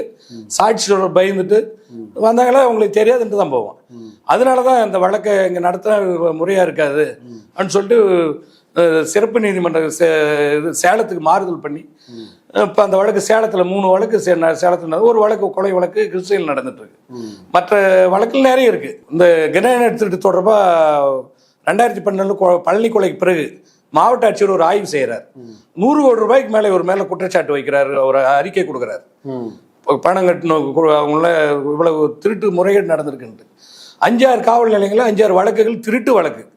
அப்ப இருந்தா ஐபிசி 379 பிரிவுல திருட்டு, கோழி திருநாள் அதுதான், பெரிய அளவு திருநாள் அதுதான். அவ்வளவு அந்த அளவுல தான் இவங்க நடவடிக்கை. காவல்துறை எஃப்ஐஆர் போட்டு கம்முன்னு வச்சுட்டாங்க. அப்ப நான் தான் அதுல மனுதாரர் என்ன இது பண்ணி சென்னை உயர் நீதிமன்றத்துல வழக்கு போட்டோம். வழக்கு 5 வழக்குல அதுக்கு பிறகுதான் உத்தரவு, நீதிமன்ற உத்தரவு போட்டு கூட அவங்க வழக்கு சார்ஜ் ஷீட் ஃபைல் பண்ணல. கண்டெம்ட் ஆஃப் கோர்ட் நீதிமன்ற அவமதிப்பு அந்த எஸ்பி பேர்ல போட்டு இந்த மாதிரினா இப்ப அவங்க ஒரு ரவுடி பட்டியல்ல தானே இருக்கணும். அப்படிதான் இருக்காரா காவல்துறை? அவர் எப்படி ஹேண்டில் பண்றாங்க? ரொம்ப சிறப்பான கேள்வி கேட்டீங்க. ஒரு இந்த பழனி கொலையில குண்டாஸ் ஒரு பேர்ல குண்டர் சட்டத்தின் கீழ் கைது செய்யப்பட்டு தடை செய்யப்பட்டவர் சட்டமன்ற உறுப்பினர், மாநில நிர்வாக குழுன்னு சொல்றாரு இல்லைங்களா, அந்த தளி ராமச்சந்திரன் குண்டர் தடுப்பு சட்டத்துல உள்ள இருந்தார். இப்ப பாத்தீங்களா உத்தனப்பள்ளி காவல் நிலையத்துல அவரு பேர்ல. இதுல கேள்வி என்னன்னா, வழக்கமா கம்யூனிஸ்டுகள் மீது ஆளும் அரசாங்கங்கள் வந்து குண்டர் சட்டம் போடுறது, தேச விரோத சட்டங்கள் போடுறது, இதெல்லாம் ஒரு வாடிக்கையான பேட்டர்ன். நீங்க அந்த மாதிரி குண்டர் சட்டம் அவர் மேல போடப்பட்டுச்சா, எப்படி போடப்பட்டுச்சா அதை சொல்லுங்க. இல்ல, அதுல இருக்கிற நியாயங்கள் உணர்ந்து போடப்பட்டது. இப்ப தேர்தல் அரசியலுக்கு அப்பாற்பட்டு இருக்கிறவங்க மேல எளிமையா குண்டர் சட்டம், தேசிய பாதுகாப்பு சட்டம், இந்த ஒடுக்குமுறை சட்டங்கள், யுஏபிஏ, இந்த மாதிரி சட்டங்கள்லாம் பயன்படுத்தி மேல கூட அதெல்லாம் பயன்படுத்தி HSA மேல கூட வச்சிருந்தாங்க. நம்ம மனித உரிமை செயல்பாடுகளை அதிகமாக செஞ்சதுனால, காவல்துறை அத்துமீறல்களை அம்பலப்படுத்தினதுனால என்ன ரவுடி பட்டியல வச்சாங்க. நீதியரசர் சந்தூர் தான். அதான் இது அப்படியா இல்ல இது எப்படி? இது அப்படி இல்லை, நடந்த சம்பவங்களுக்காக. ஏன்னா அவ்வளவு வழக்குகள் இருக்கு. இன்றைக்கும் அவர் வந்து உத்தனப்பள்ளி காவல் நிலையத்துல ஹிஸ்டரி சீட்டர், ரவுடி பட்டியலில் இருக்கக்கூடிய ஒரு உன்னதமான நபர், ஒரு சட்டமன்ற உறுப்பினர். இப்ப எங்க மேல இருந்தா கூட எங்களால நீதிமன்றத்தில் போட்டு எத்தனை முறை அவர் குண்டாசுல கைது செய்ய? ஒரு முறை தான், ஒரு முறை குண்டாசுல இருந்தார். பழனி கொலை வழக்குல குண்டாசுல இருந்தார். இப்ப ரவுடி பட்டியல்ல இருக்காரு. இன்றைக்கும் 3 முறை மக்கள் செல்வாக்கு உள்ளவர், இவ்வளவுலாம் சொல்றோம். ஆனா இந்த ரவுடி பட்டியல்ல இன்னை வரையும் வச்சிருக்காங்க. இப்ப மு வீரபாண்டியன் வந்து என்ன சொல்றாருன்னா, மக்களை ஒரு அதிக அளவில் ஒரு மாசா திரட்டி அடிப்படை வாழ்வாதார பிரச்சனைக்காக போராடக்கூடிய ஒரு தோழர் தளி ராமச்சந்திரன். அதனாலதான் அவரை குறி வச்சு இந்த மாதிரியான குற்றச்சாட்டுகள் வைக்கிறாங்க. அவர் ஒரு மிக பொறுப்பு மிக்க இந்திய கம்யூனிஸ்ட் கட்சியை சார்ந்த ஒருவர் அப்படின்னு அவருக்காக அவர் வீடியோவே வெளியிட்டு பேசியிருக்கிறாரு, ஒரு அறிக்கையை வெளியிட்டு இருக்கிறாரு. இந்திய கம்யூனிஸ்ட் கட்சியின் தமிழ்நாடு மாநில குழுவின் சார்பில் முதலில் வணக்கத்தை நான் தெரிவித்துக் கொள்கிறேன். கடந்த 17ஆம் தேதி கிருஷ்ணகிரி மாவட்டம் சூளகிரி காவல் சரக எல்லைக்கு உட்பட்ட பகுதியில் நடைபெற்ற ஒரு கொலை சம்பவத்தை இந்திய கம்யூனிஸ்ட் கட்சியின் சட்டமன்ற உறுப்பினர் தோழர் தலி டி ராமச்சந்திரன் அவர்களோடு சம்பந்தப்படுத்தி எந்தவித முகாந்திரமும் இல்லாமல் உள்நோக்கம் கொண்டு மிக பொய்யாக செய்திகளை பரப்பி வருகிறார்கள். இது அதிர்ச்சி அளிக்கிறது. இதனை இந்திய கம்யூனிஸ்ட் கட்சி வன்மையாக கண்டிக்கிறது. தோழர் ராமச்சந்திரன் அவர்கள் சட்டமன்ற உறுப்பினர் மட்டுமல்ல, மிக பொறுப்பு வாய்ந்த இந்திய கம்யூனிஸ்ட் கட்சியின் மாநில நிர்வாக குழு உறுப்பினர், மாவட்ட செயலாளர். நாளும் பொழுதும் எப்பொழுதும் ஏழைகளுக்காக எளியவர்களுக்காக பாடுபடக்கூடியவர். எனவேதான் அவருக்கு நன்மதிப்பும் மக்கள் செல்வாக்கும் அதிகரித்து வருகிறது. இதை பொறுத்து கொள்ள முடியாத சிலர் வேண்டுமென்றே பொய் பிரச்சாரத்தில் தொடர்ச்சியாக ஈடுபட்டு வருகிறார்கள். யூடியூப் சேனலில், அதேபோன்று அதை மையப்படுத்தி சில வார பத்திரிகைகளில் அவர் மீது எந்தவித முகாந்திரமும் இல்லாமல் களங்கம் கற்பிக்க நோக்கத்தோடு தொடர்ச்சியாக இத்தகைய பொய் பிரச்சாரத்தில் ஈடுபடுபவர்கள் மீது சட்டபூர்வமான நடவடிக்கையை நாங்கள் எடுப்போம் என்கிற எச்சரிக்கையை தெரிவித்துக் கொள்கிறோம். அதே நேரத்தில் தொடர்ந்து இத்தகைய மக்களின் நன்மதிப்பு பெற்ற, மக்களால் தெரிவு செய்யப்பட்ட ஒரு சட்டமன்ற உறுப்பினருக்கு எதிராக இத்தகைய அவதூறுகளை பொய் பிரச்சாரத்தில் ஈடுபடுபவர்கள் மீது காவல்துறை உரிய நடவடிக்கை எடுக்க வேண்டும் என்றும் இந்திய கம்யூனிஸ்ட் கட்சியின் தமிழ்நாடு மாநில குழுவின் சார்பில் கேட்டுக்கொள்கிறேன். இப்ப ஒண்ணுமே இல்லை அப்படின்னா மூ வீரபாண்டியன் மாதிரியான தோழர்கள் அவருக்கு சப்போர்ட் பண்ணுவாங்களா? திரு மூ வீரபாண்டியனை பார்த்து நான் ரொம்ப பரிதாபப்படுறேன். கூடவே என்னுடைய அனுதாபங்களையும் அவரை தீர்ச்சிக்கிறேன். ஒரு உண்மையை தெரியாம சென்னை தி நகர்ல ஒரு குளிர்சாதன அறையில் உட்காந்து பேசிட்டு இருக்கிறது ரொம்ப எளிமை. அவங்க சொன்ன செய்தி கேட்டு, ஏன்னா போதுமான பொருளாதார வசதி இருக்கு, தேவைக்கு மேல இருக்கு. இப்போ கம்யூனிஸ்ட் கட்சியில் ஒரு நடைமுறை உண்டு, முழு நேர ஊழியர்கள் வேலை செய்வாங்க, கட்சியில் அவங்க பங்களிப்பு என்னவோ அது வேலை செய்வாங்க. கொஞ்சம் வருமானம் பெறக்கூடியவர்கள் கட்சிக்கு லெவி கொடுக்கறதுன்ற ஒரு முறை இருக்கும். மாதானா அவர்களுடைய ஊதியத்தில் அவங்களுடைய வருமானத்திலிருந்து ஒரு பகுதியை கட்சி வேலைகளுக்காக கொடுப்பாங்க. சட்டமன்ற உறுப்பினர், நாடாளுமன்ற உறுப்பினர்கள், இல்லை மாத ஊதியம் பெறுவாங்க, இவங்க கூலி வேலை செய்யறவங்க கூட அவங்களுடைய சம்பளத்திலிருந்து ஒரு பகுதியை கட்சிக்கு லெவியா கொடுப்பாங்க. அந்த மாதிரி சாதாரண மக்களே கொடுக்கும் போல இவர் ஒரு பெரிய செல்வந்தர், ஒரு கார்பரேட் கம்யூனிஸ்ட் ராமச்சந்திரன். அப்ப லெவி கொஞ்சம் ஹெவியா கொடுப்பாரு இவரு, லெவியை ஹெவியா கொடுக்குறாரு. அதனால இப்ப இவங்க பேச வேண்டிய ஒரு நல்ல வீரபாண்டியன் மட்டும் இல்லையே, இப்ப தாப்பாண்டியனா இருந்தாலும் சரி, இடையில முத்தரசனா இருந்தாலும் சரி, யாருமே அவரை டிஸ்கிரெடிட் பண்றது அவங்க யாருமே ஏத்துக்கலையே. அவர் தேவைப்படுறாருங்க, அவர்கிட்ட எல்லாம் மாட்டியிருக்காங்க.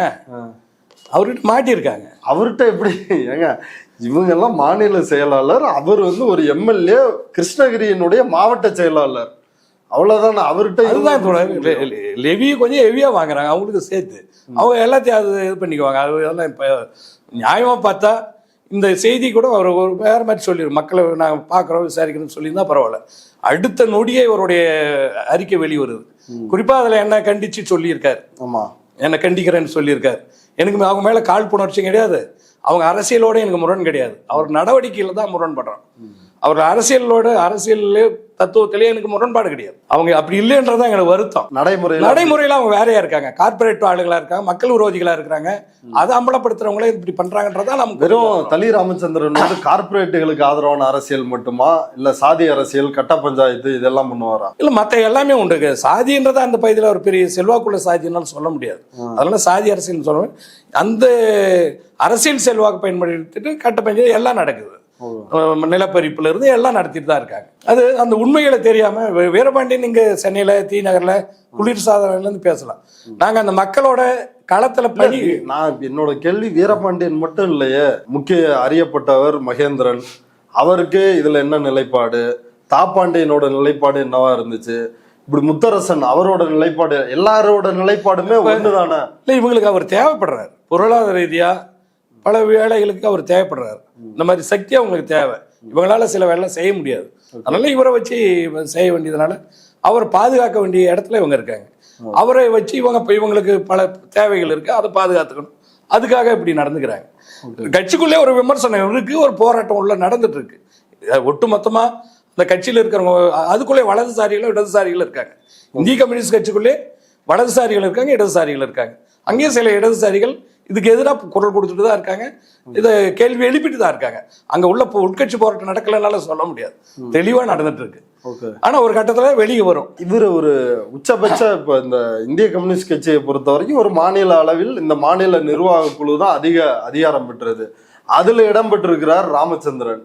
இன்னொரு பக்கம் எம்எல்ஏவும் வந்து இருக்கிறாரு, மாவட்ட செயலர். ஆமா, இப்ப உட்கட்சி போராட்டத்துல இவர் அவங்களால ஜெயிச்சிட முடியுமா? அவங்களால ஜெயிக்க முடியாதனாலதான் இவங்க மேல வந்துட்டு இருக்க முடியுது. பல ஒரு கட்டத்திலையும் உள்ளார போராட்டங்கள் நடக்குது, உட்கட்சி போராட்டம் நடக்குது. அதுல அவங்கள இந்த வலிமையை எடுத்து அவங்களால வர முடியல.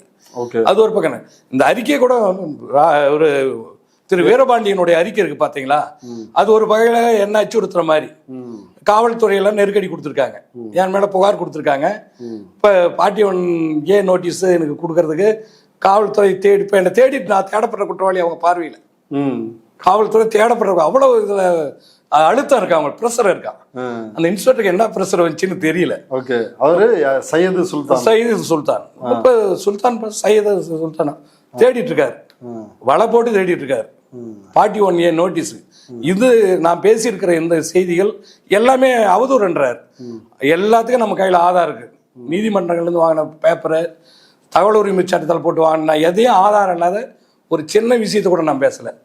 நான் எங்க வேணாலும் சந்திக்க, சட்ட ரீதியா வேணும்னா சரி, நீங்க மக்கள் மன்றத்துல பொது மேடையில பேசலாம், நான் விவாதிக்க வர தயார்.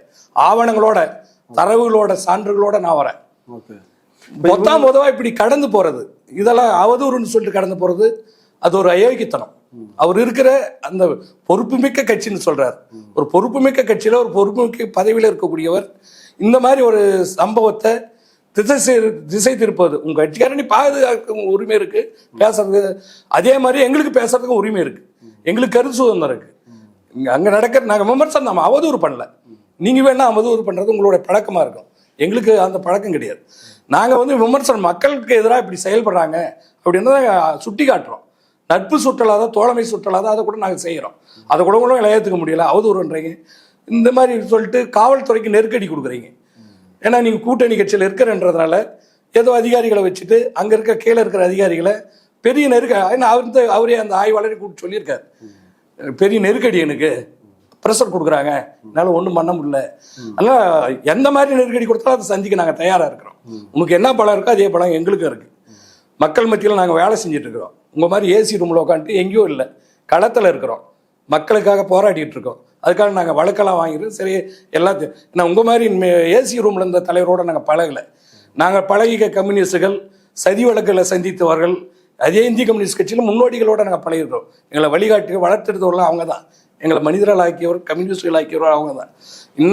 இன்றைக்கு ஆயுத குழுக்களாக இருந்து மக்களுக்காக நிற்கக்கூடிய அந்த வழி வந்தவர்களோடையும் நாங்கள் இப்போ பயணிச்சிருக்கிறோம். பல அரசியல் தலைமைகளோட, ஆளுமைகளோடு நாங்கள் இருந்திருக்கோம்.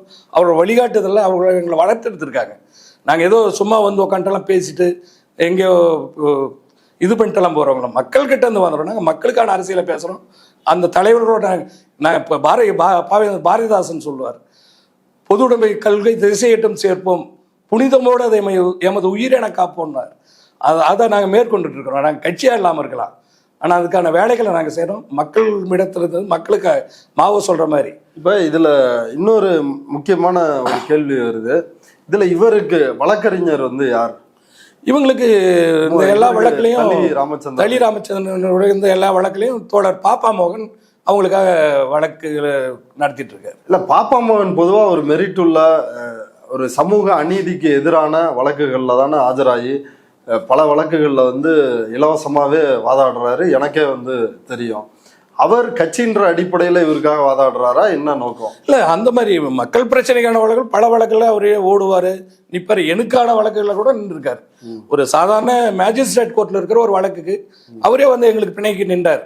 அந்த மாதிரி ஒரு சமூக அக்கறை மிக்கவர், மக்கள் உரிமை மீது ஒரு சமூக போராளி, அதெல்லாம் எங்களுக்கு மாற்று கருத்தே இல்லை. இந்த விஷயத்துல அவருக்கு ஏதோ ஒரு கட்சி வழிகாட்டலாம், அவரும் அந்த கட்சியை சார்ந்தவர், அந்த கட்சி அவருக்கு வழிகாட்டலாம், அந்த மாதிரி சில நெருக்கடி இருக்கும். அதனால அதை நம்ம இதில் விமர்சனப்படுத்த விரும்பல. அவர் கட்சிக்காரர், அந்த அடிப்படையில் ஒரு வழக்கில் ஆஜராகிறதுக்கான வாய்ப்பு இருக்கு. இப்போ நீங்கள் சொல்றப்பயே இவ்வளவு கூடவே இருக்கிறவங்கள வச்சுதான் இந்த வேலைகள் எல்லாம் தளி ராமச்சந்திரன் ஒவ்வொருத்தரையா போட்டு தள்ளுறாரு அப்படின்றதுல இருந்து புரிஞ்சுக்க முடியுது. இப்ப நீங்க இப்படி ஓப்பனா அவர் மேல குற்றம் சாட்டுறீங்க, குமுதம் ரிப்போர்ட்டர் இதெல்லாம் பேட்டியெல்லாம் கொடுத்துருக்குறீங்க. இதனால் உங்களுக்கு அச்சுறுத்தல் இல்லையா? நீங்க சொல்ற மாதிரி தளி ராமச்சந்திரன் அப்படிப்பட்டவர்னா இந்நேரம் வேடியப்பனே இருந்திருக்க கூடாது இல்ல? இல்லை, அது உண்மைதாங்க. நான் கொஞ்சம் கவனத்தோட எச்சரிக்கையோடு இருந்துக்கிறேன். அது ஒரு காரணம். தொடர்ச்சி எனக்கு அச்சுறுத்தல் இருந்தது எல்லா வகையிலும் இருக்கு. அது தொடர்பாக காவல் நிலையத்தில் பல புகார் கொடுத்துருக்குறோம். இப்போ தொடர் குளத்தூர் மணி நேரடியாக அவங்க பண்ண மாட்டாங்க. அவங்க கிட்ட இருக்க ஒரு சிறப்பம்சம் அதுதான். நேரடியாக எந்த விஷயத்தையும் அவங்க வரமாட்டாங்க. அவங்கள சார்ந்தவங்கள யாரையாவது மூணாவது ஆள் விட்டு பண்ணுவாங்க. அந்த மாதிரி நிறைய எனக்கு தொந்தரவுகள், என் மேல அவதூறு கிளப்புறது. திரு வீரபாண்டியன் சொல்றாரு பாருங்க, அவதூறு. ஒரு மக்கள் பிரச்சனைக்காக நாங்க அங்கே சிட்லிங் 2018 ஒரு பழங்குடி மாணவி பாலியல் வல்லுறவுக்கு ஆளாக்கப்பட்டு படுகொலை செய்யப்படுது. காவல்துறை அதை மூடி மறைக்கிறான். அன்னைக்கு இருந்த அந்த அதிமுக ஆட்சியாளர்கள் முழுக்க அதுக்கு துணையாக, ஒரு சாராவி வரி துணையாக இருக்கிறாங்க. இது நாங்கள் ஒரு உண்மை அறிவுங்களுக்கு போகிறோம். பெண்கள் கூட்டம் இங்கே பெண்கள் அமைப்பை சேர்ந்த பலர், சுகீர்தராணி, நம்ம ஆக்டிவிஸ்ட் வளர்மதி எல்லாம் போகிறோம். அதுக்கு முன்ன நாள் என்னுடைய அந்த கொலை தொடர்பாக, பாலியல் கொலை தொடர்பாக என்னுடைய நேர்காணல் சன்ஸ் செய்தி தொலைக்காட்சியில் விவாத மேடை நிகழ்ச்சி நானும் கலந்துட்டு பேசுகிறேன். நான் கடுமையான குற்றச்சாட்டுகளை வைக்கிறேன். அந்த அமைச்சர் அப்போ கேபிஎன் மன்னன் அந்த தருமபுரி மாவட்டத்தில் அமைச்சராக இருந்தவர், அதிமுக சேர்ந்தவர். அவர் இதில் எப்படியெல்லாம் ரோல் பண்ணுறாருன்றதை அம்பலப்படுத்தணும். நாங்கள் அடுத்த நாள் போகல, அந்த பாதிக்கப்பட்ட குடும்பத்தை பார்க்குறது அவரும் வரார். அப்போ எங்களை தடுக்கிறான், போலீஸ் தடுக்கிறாங்க, எங்களுக்கு போகக்கூடாதுன்ட்டு. அது 2 பேர் தான். நானும் மதுரை சேர்ந்த ஒரு தோழர் ராமகிருஷ்ணன்ட்டு, புதிய குரல் ஓவியாவோட அமைப்பு, புதிய குரல் அமைப்பை சேர்ந்தவர். நாங்கள் 2 பேர் தான் ஆண்கள் அதில் போகிறோம். மீதி புறம் திருநங்கைகள், பெண்கள் கூட்டமைப்பு தான் அந்த நிகழ்ச்சியை உண்மையர் குழு அமைக்கிறாங்க. அப்போ அதில் போயிட்டு எங்களை வலுக்கட்டாயமாக எங்களை உண்மையரின் குழு வேலையை செய்ய விடாமல் தடுத்து போலீஸ் வேலை ஏற்றிட்டு அருள் வச்சு எங்கள் 4 பேர் 17 பேர் போனது. நான், வளர்மதி, ராமகிருஷ்ணன், மகாலட்சுமி, மதுரை சேர்ந்த ஒரு தோழர் 4 பேரை சிறைப்படுத்துகிறாங்க. நாங்கள் சிறைக்கு போயிடுறோம். சாலை மறியல் பண்ணதான் வழக்கு போடுறாங்க. எங்களை எப்படியாவது சிறைக்கு அனுப்பணும். அது அந்த அமைச்சரோடைய திட்டம். அனுப்பிச்சிட்டு அடுத்து நாங்கள் 3ஆவது நாள் சிறையிலேருந்து வெளியே வரோம். வரும்போது எங்களுக்கு வரவேற்பு கொடுத்து இவங்களுடைய தோழர்கள் பாரதிய ஜனதா தலைமையில், இன்னைக்கு அந்த துண்டியருக்கு வச்சுருக்கோம், இடதுசாரிகள் பாரதிய ஜனதா தலைமையில் ஊரில் இல்லாத கட்சியெல்லாம் சேர்த்தி என் பேரில் தனிப்பட்ட முறையில் இவன் கைது செய், இவன் பொறுக்கி ரவுடி, அது ஏதோ போட்டெல்லாம் ஒரு துண்டறிக்கை. நாங்கள் அங்கே வாசகின் அந்த மாதர் சம்மேளனத்தோட தலைவர் அவங்க ரொம்ப கடுமையாக திட்டிட்டு போனாங்க அந்த கட்சிக்குள்ளே. அந்த வழக்கில் கூட அதில் தான் தோழர் பாப்பாமாவெல்லாம் எங்களுக்கு ஆஜராகி பிணை எடுத்தார்.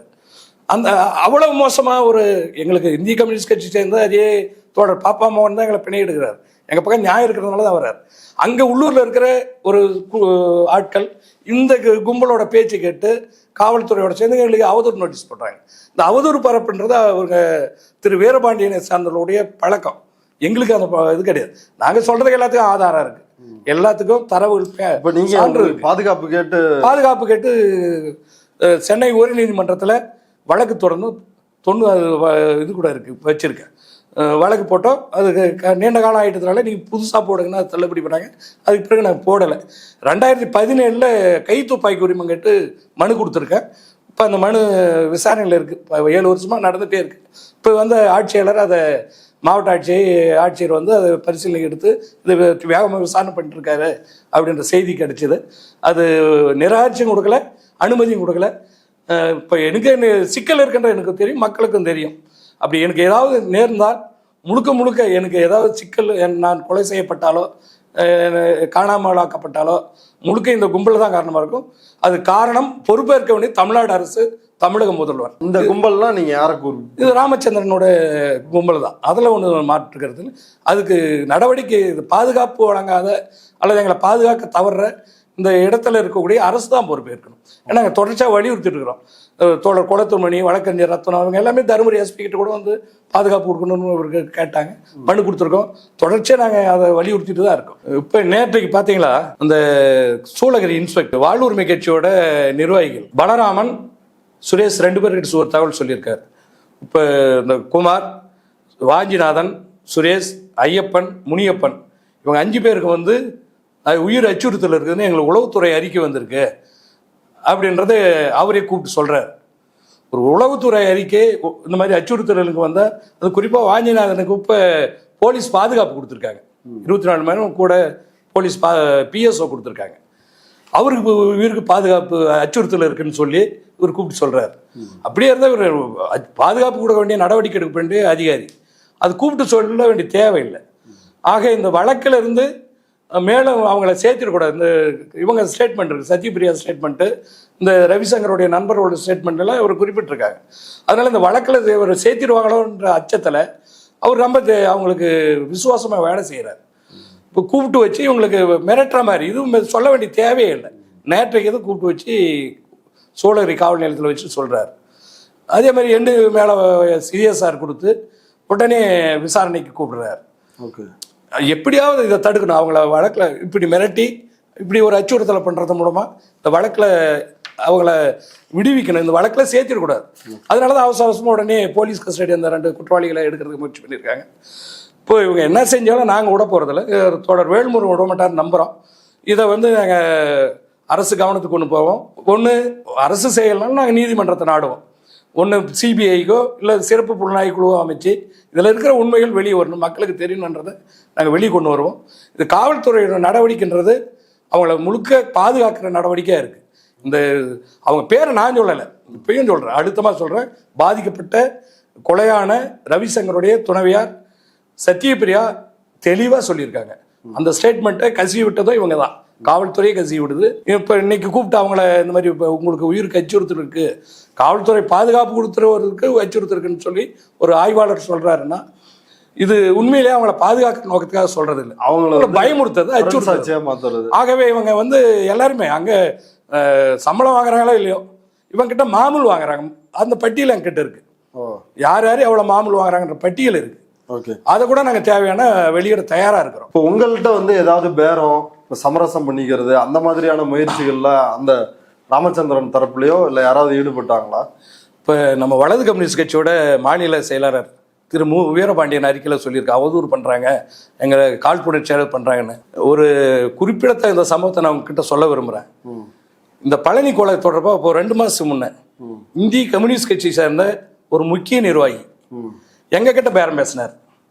வாஞ்சிநாதன் கிட்ட சொல்லுங்க, ஒரு அமௌண்ட் தொகை கொடுத்துடலாம், இதுல என்ன ஆக போகுது, கேஸ் நடந்தா. வாஞ்சிநாதன் பழனியோட பையன் எங்க வழியா நீங்க சொல்லுங்க, நீங்க எல்லாம் சொன்ன கேட்பாரு, ஒரு பணம் கொடுத்துருவோம், பேசிடுவோம். அதுக்கு ஆதாரம் இருக்கு என்கிட்ட.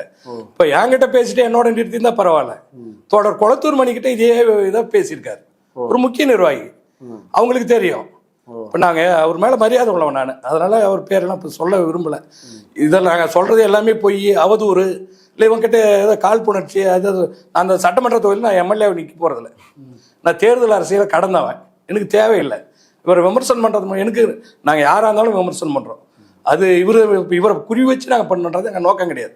ஏன்னா இங்கே அதிகப்படியான சம்பவங்கள் இந்த மாதிரி அத்துமீறல்கள் அங்கே அதிகமாக நடந்துட்டுருக்கு, மனித உரிமை மீறல் கடுமையாக நடந்துட்டுருக்கு.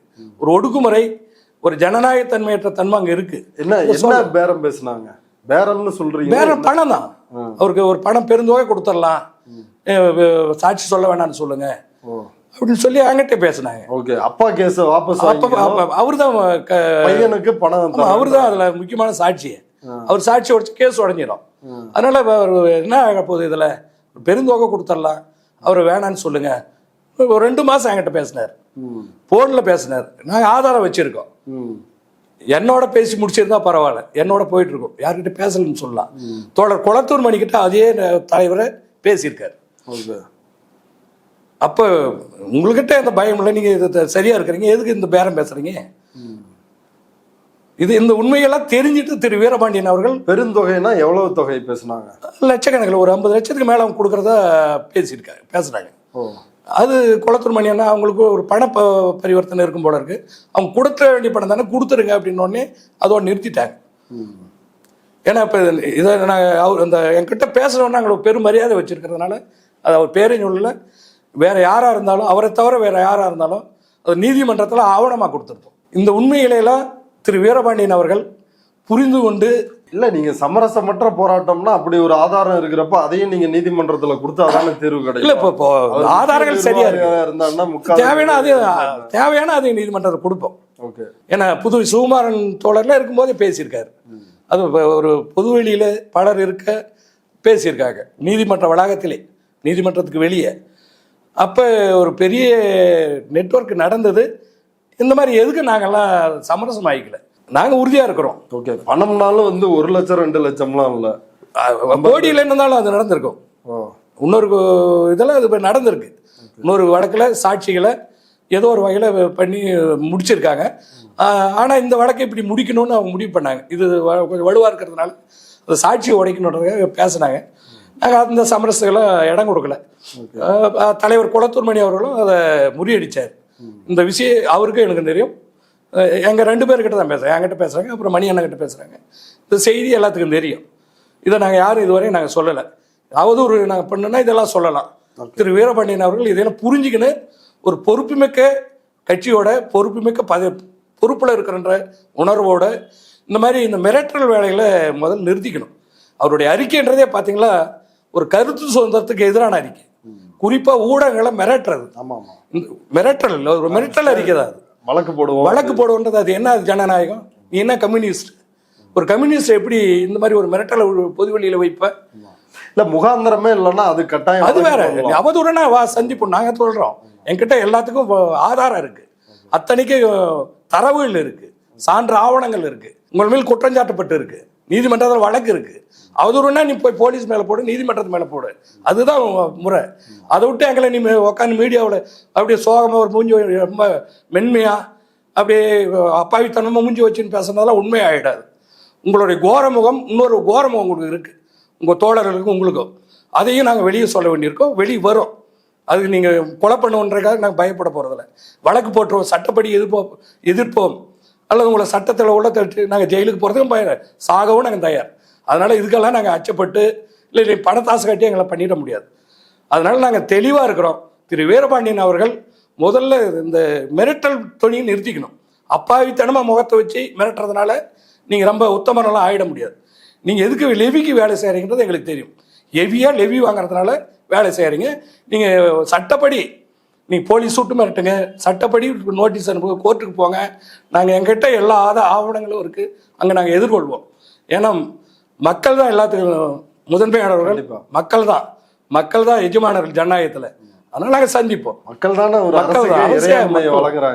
தான் நாங்கள் மக்கள் பக்கம் நிற்கிறோம். கிருஷ்ணகிரி மாவட்டத்தில் வேற எந்த கட்சியுமே வளரக்கூடாதா? இவரோட ஐடியா தான் என்ன? தலி ராமச்சந்திரனோட சிந்தனை தான் என்ன? அங்கு சட்டமன்றம் இல்லையா, இல்ல ஒரு ஆளுன்னு யாருமே ஃபார்ம் ஆகக்கூடாதா? என்ன எப்படி இல்ல பெருசு அமைப்புகளை கட்சியா வளரக்கூடாதுன்னு முதல் நோக்கம் அவங்களுக்கு. தேர்தல் கட்சி பணக்காரர் ஆகிறதெல்லாம் அவங்களுக்கு பிரச்சனை கிடையாது. பணக்காரர் ஆகிறதெல்லாம் பிரச்சனை கிடையாது. தேர்தல் அரசியல் கட்சியா ஆயிடக்கூடாது. ஒரு மக்கள் இயக்கமாக தேர்தல் அரசியல் கட்சியோ அவங்களுக்கு எதிராக வந்துடக்கூடாதுன்றதுல தெளிவா இருக்காங்க. ஏன்னா அது பல உதாரணம் இருக்கு. இப்ப தளி தொகுதியில அவங்களுக்கு எதிராக போய் தேர்தல் பிரச்சாரம் கூட அதை செய்ய முடியாது. குறிப்பா ஆளுங்கட்சி அன்னைக்கு இருந்து திராவிட முன்னேற்ற கழகத்தை சேர்ந்த பாராளுமன்ற உறுப்பினர் சுகவனம், அதாவது ஜெயலலிதா எதிர்த்து நின்று ஜெயலலிதா தோற்கடித்து வென்றவர், அவ்வளோ செல்வாக்குள்ளவர். அந்த மாவட்ட செயலாளர் திமுக எம்எல்ஏ இருந்தவர் செங்குட்டவன். இவங்க 2 பேரையுமே அடித்து விரட்டுறாங்க பிரச்சாரத்துக்கு உள்ள அனுமதிக்காமல். அப்போ இந்த மாதிரி அரசியல் செல்வாக்கு மிக்கவர்களே உள்ளே போய் செய்ய முடியலைன்னு சொன்னால் எளிய மக்கள் சாதாரண அரசியல் சக்திகளை இவங்க எந்த அளவுக்கு நடத்த, இவங்க ராமச்சந்திரன் குரூப் வந்து அடித்து விரட்டுறாங்க. அதே மாதிரி அந்த பகுதியில் அப்போ பிடபிள்யூன்னு இயங்கிட்டு இருந்த மக்கள் யுத்த குழுவாக இயங்கிட்டு இருந்த தோழர் ரவீந்திரன் ஒரு பொறியாளர் தன்னுடைய அரசு பணிகளாக தொடர்ந்து வந்து மக்களுக்காக அந்த பகுதியில் வேலை செஞ்சிட்ருக்கார். அங்கே இந்த வேலையெல்லாம் அவர் அரசியல் பணி செய்யக்குள்ள அவரே அந்த மாதிரி தான் அடித்தாங்க. அதுக்கு எதிராக தான் சில நேரங்களில் அவங்கள இந்த தோழர்கள்லாம் அடிக்கிறதுக்கு திட்டமிட்டாங்க. திமுக ஆட்சியில், திமுக ஆளுங்கட்சியாக இருக்கும்போது அவங்க ஆளுங்கட்சிக்காரங்க அதிகாரத்தில் இருந்த எம்எல்ஏ நாடாளுமன்ற உறுப்பினரை அடித்து விரட்டினாங்க. இது அவங்களுக்கு ரொம்ப சாதாரணமான விஷயம். அப்போ அவங்களை யாருமே எதிர்க்க முடியாது, அவங்களுக்கு எதிராக அங்கே யாரும் பேச முடியாதுன்ற ஒரு சூழலை உருவாக்கி வச்சுருக்காங்க. அது ஒரு மக்கள் மத்தியில், ஏன்னா இந்த அதிகாரத்தில் இருக்கிறவங்களே இப்படி, ஆளுங்கட்சியை சேர்ந்த அதிகாரத்தில் இருக்கிறவங்களே இப்படி பண்ணுறாங்கன்னும் போது சாதாரண எளிய மக்கள் வந்து பயப்பட தானே செய்வாங்க. அந்த பயம் அவங்களுக்கு அரசியல் முதலீடாக இருக்குது. இப்போ இதில் இன்னொரு கேள்வி வந்து வருது. சட்டமன்றத்தில் வந்து வேல்முருகன், தமிழக வாழ்வுரிமை கட்சி வேல்முருகனும் தலி ராமச்சந்திரன் தான் பக்கத்தில் உட்கார்ந்துருக்கிறாங்க அப்படின்னு. இப்போ அவங்க இயல்பாகவே நண்பர்களாக இருப்பதற்கு அதிகபட்ச வாய்ப்புகள் இருக்குது. இப்போ அவங்க கட்சி சார்ந்த ஒரு நிர்வாகி, ஒரு கீழ் மட்டத்தில் இருக்கிற ஒரு ஒன்றிய அளவில் இருக்கிற நிர்வாகி, அவருக்காக அவர் வந்து ஸ்ட்ராங்காக ஃபைட் பண்ணுவார் அப்படின்னு வந்து நம்புறீங்களா? நம்புகிறோம். ஏன்னா அதுக்கான அதிகாரிகளோட பேசியிருக்காரு, இந்த கொலைக்கு பிறகு அதிகாரிகளோட பேசியிருக்காரு. இப்போ வர ஞாயிற்றுக்கிழமை 28ஆம் தேதி சூளகிரியில் நடக்கிற பொதுக்கூட்டத்தில் பேசுவார் நம்புகிறோம். அது அந்த குடும்பத்தெல்லாம் போய் பார்க்குறதா சொல்லியிருக்காரு. அரசியல் வேற, ஏன்னா திமுக கூட்டணியில தான் திமுகவை அவர் பல இடங்களில் விமர்சிக்கிறார். அரசோட அந்த சட்டமன்ற குழுவோட தலைவர் இருந்தாலும் கூட நேரடியாக சபாநாயகரோட சண்டை போடுறாரு, திமுக அரசோட செயல்பாடுகளை விமர்சிக்கிறாரு. இந்த மாதிரி இருக்கும்போது இவர் விமர்சிக்கிறதோ இவர் மேலே நடவடிக்கை எடுக்க வலியுறுத்துறதோ செய்வார் என்ற நம்புகிறோம், செய்வார். ஓகே தோழர், இந்த சம்பவம் குறித்து இதில் என்னென்னலாம் இருக்குதுன்னு பல்வேறு விவரங்களை வந்து சொல்லியிருக்கிறீங்க. நேரத்தை ஒதுக்கி நம்ம அரங்கத்துக்கே வந்து இந்த ஒரு குறிப்பிட்ட பிரச்சனையை அம்பலப்படுத்தி பேசுனதுக்கு ரொம்ப நன்றி தோழர். நன்றி.